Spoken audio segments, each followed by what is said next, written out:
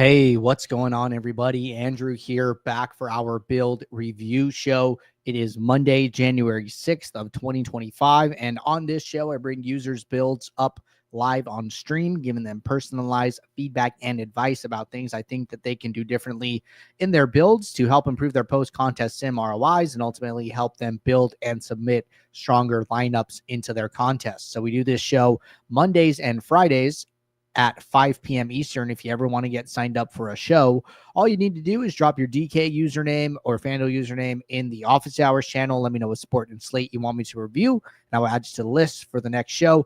I can definitely do reviews for both sites. We don't have flashback for FanDuel because they don't give us access to the data, unfortunately, but I can still go through the builds if you ever want me to. So we do that from time to time.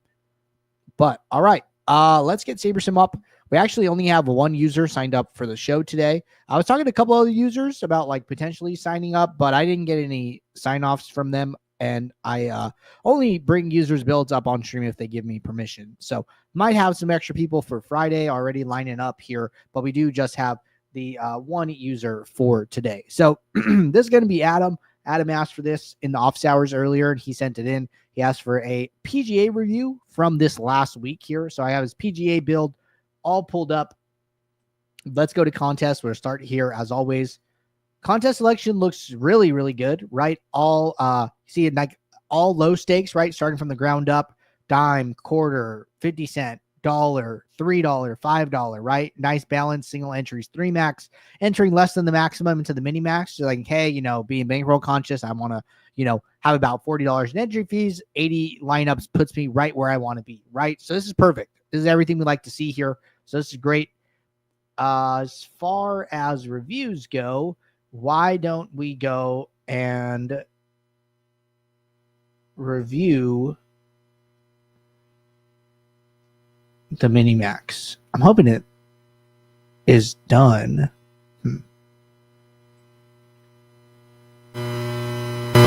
Okay, yeah, this looks right. All right, so let's go over here and let's see what we see. So first thing, right, if you're going to enter less than the max, I would always go to entries, set a filter that says greater than or equal to the number of entries that you had in the contest. So greater than or equal to 80 here. Sort by sim ROI. All right, so what do we see, right? So highest sim ROIs, somewhere above 10%, right? Adam here is 8.44%. So really close to the top. If you count just from the top down, 1, 2, 3, 4, 5, 6, 7, 8, 9, 10, 11, 12th. He's 12th on the list, right? I would always say that this is a great place to be. I think that in general, you're going to see lower sim ROIs for golf. Without like the correlation component of golf, aside from like wave splits and things like that, golf is a little bit tougher to beat, right? Than like if you're coming from NFL, if you're you've been playing NFL all season, you're trying to move to a new weekly sport like golf and try and find like that weekly cadence. Golf can be a little bit tougher. So just be aware of that. But 8% is not a bad number, right? And we'll look at some of the underlying metrics here. So average dupes of 2. Some of these other users, 0, 1, I'm not 100% sure why you got to 2. I think it gets a little bit high variance if like you're trying to optimize for lower dupes and you're already averaging 2 dupes. Like we never really talk about that, doing that. It's more like, hey, I'm seeing, 10 to 20 dupes. How do I get closer to like 5 or I'm seeing 50. How do I get closer to 10 or something like that? Right. But going from like 2 dupes to 1 dupe, it gets a little tough, and there's always going to be a little bit of variance as how that shakes out. So I wouldn't read into it too much here. 28 unique lineups, 664 sim average score. These all look good to me, right? I think the 28 unique lineups is like a little bit interesting just because a lot of these other users have like a lot higher number. Your sim average score is a lot higher too, right? So that's like the other thing here is like you might just be playing like higher projected lineups. I'm not 100% sure if this is like noise or signal. And usually when I'm unsure of whether something is like actionable or I'm not sure if you should take action, I tend, and this is like me personally in my own review process, I think about things like this. When I see something and I'm not sure what to make of it, I will usually wait I will like monitor the situation, right? It's like I would make a note and be like, okay, I only have 28 uniques. It's a lot lower than the others.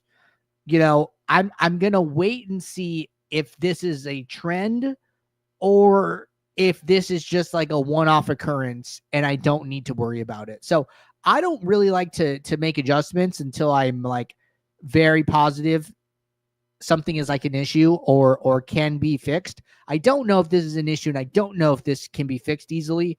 And what can happen is if you try and take action too early, it can actually, veer your process in the wrong direction when you were already going the right way. So sometimes it's a little bit better to wait and see. So I'm going to classify this under like wait and see here.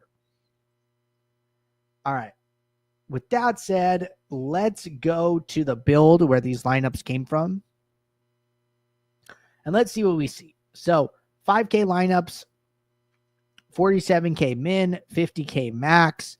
Notice even with the 47K min, still getting to very high, sim average score lineups. So it's not like a salary thing or anything. Like, hey, the salary band's a little bit low. We're not seeing like a low sim average score. We're actually still seeing like really high. So that's a really good indication to me. No filters, no rules. Using autofill, using ROI. Using one unique, has, multiple aggregate metrics here for reference. I think that's all good stuff. All right. And what do we see here? So we see a little bit of risk management, right? 70% cap on Justin Thomas. He was the highest owned golfer. Saberson probably liked him, I'd imagine, like a 12.5 value. And was probably getting to a lot of him, which is why he capped it at 70%. I think that's fine. You do a little bit of risk management here, get to some, get spread out a little bit. It's totally okay to do that. Especially when like the pool percent is like 37, this is like, all right, almost like double his ownership. I think this is like totally fine decision. Aside from that, no other adjustments to minimax exposures. 2 minor adjustments to projections. And that's it, right? So like, look, this is a very hands-off build. Like I bet this can be done in, 5-10 minutes. I mean, you come in here, default settings, run your build, run your contest sim, you come in, you autofill, right? You click save, you come over here, you check your exposure, like, it's a little bit too much exposure to Justin Thomas. I'm going to lower this a little bit. I save again. I double check. Okay, my exposures are good. And then that's my final save is done. I download the lineups and I upload them, right? This is a good process. Notice they didn't do anything for duplication. They didn't do anything for like ownership or salary, right? And we could see in the post-contest sims, like, hey, it wasn't that important anyways, right? Average dupes of 2. We saw average dupes of 1. In that situation, I would say like, hey, this format with however many golfers, you don't need to worry about duplication, right? So like you can make some notes, right? Like, hey, how many golfers were in this field, right? You download the home table, you download this, you open it up, and then, you make some mental note, right? Like, okay, I'm going to like see there were 59. Oh, this might be after. I'm actually not sure. Well, let's just assume this is all the golfers, right? 59 golfers in the field, and the highest sim ROI sets had, 1, 2 average dupes, right? What I would then do is like make a note, like, okay, on golf slates where there are, 60 golfers, I don't need to account for duplication. But then when we get like a slate where, there's going to be less golfers, right? Maybe like 40 or something like that. They run those like invitation only events. I would make a mental note and be like, okay, hey, maybe I should account for duplication because the field size just got chopped by 1/3. And I think that dupes are going to be more important, right? And then you can actually check after the fact, right? But you don't know the next time you're going to get one, but you could make an assumption in advance, right? And then after the slate ends, go and check and then figure out like, hey, do I need to do this the next time we see one of these events or do I not? So those are things that I would be thinking about and making some mental notes of. But all in all, this is a good process, sound process. monitor the unique lineup situation. I don't know exactly why your unique lineups were so low. If you start to notice that this is indeed a trend week to week, right, then I would consider coming in and doing some, ownership management. I would probably avoid salary adjustments for now. Golf is a little bit projection heavy. I would be more interested. I mean, there's no like stacking or like team stacks or anything like that, right? So you can't really look at lineup construction too much. You could see like what golfers are going to be paired together. Like, okay, hey, if people are paying up for Scotty Scheffler, they got to pay down somewhere. What's like the best like low dollar value play? And typically you can figure that out from like running a build in optimizer mode, seeing what combinations of players are coming up the most, right? Like, oh, this 6K golfer is in, 50% of my cash lineups. And so is Scotty Scheffler. Like, and you can even go further, right? You can go and filter and see, okay, what do the Scheffler lineups look like? Who is like the most popular pay down option, right? And things like that. I know Scotty's not golfing right now, but he's always super high salary when he is. So, lineup construction, I would, if I had to start anywhere, I'd probably start with geometric mean or even some ownership. I think some ownership is a little bit more hands off than geo mean. So if I had to do this, I might be rethinking my answer. If I wanted to start accounting for duplication in golf, I would probably start with some ownership, which I think is going to have some impact, little impact. And then I would do geo mean.